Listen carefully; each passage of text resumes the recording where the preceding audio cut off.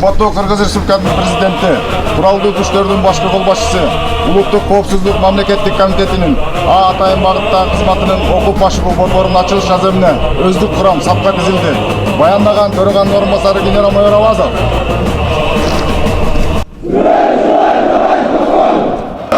Uzastan Askanbaz uzak zaman doğrusu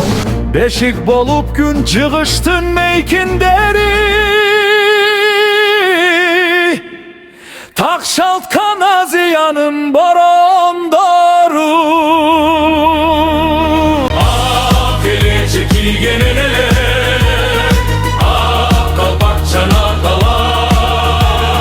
Saktaganı kordodo Tübülü küçübü yok canlı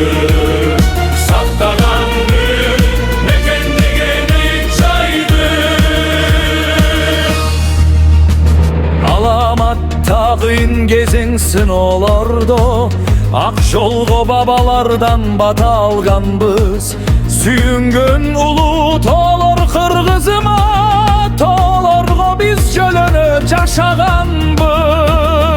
Ah gelecek iyi genelere Ah kalpak çanakalar Saktaganı kordodo Tübülü böçür beyot canlı Sakta bergen Mekende genleyip çaydı Alato erkindik binak cayığı Koldoy buz jarık kılıp günü tünü Korgoy buz ata konuş birimdigin Saktay buz tengir tonun bütündügün Ah hele çeki gelinele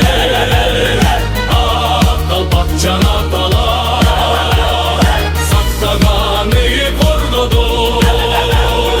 Tübeli göçürbe yok canlı Saktan bergen Mekende genleyip çaydı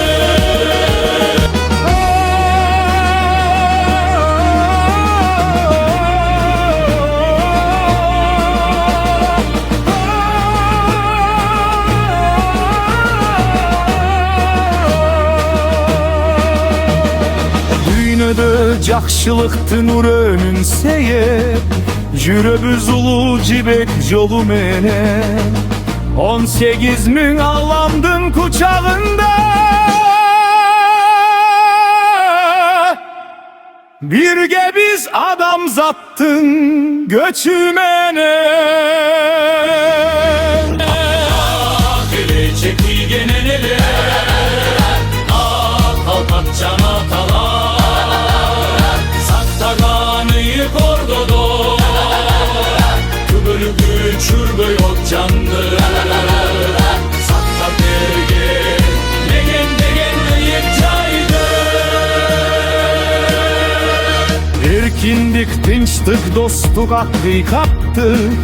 Tubuzdu jelbir etip karmap turgan